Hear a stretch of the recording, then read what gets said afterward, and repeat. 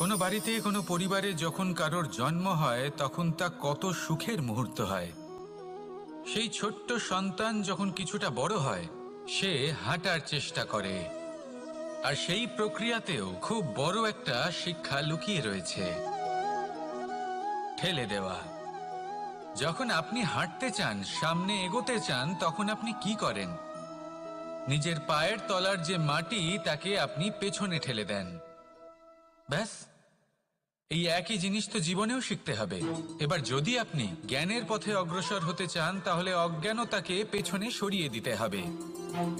যদি আপনি প্রকাশের দিকে এগোতে চান তাহলে অন্ধকারকে পেছনে সরিয়ে দিতে হবে। যদি আপনি ভবিষ্যতে সফল হতে চান তাহলে অতীতের যে অসফলতাগুলিকে পেছনে সরিয়ে দিতে হবে। কর্ম করতে থাকুন, কখনো থামবেন না।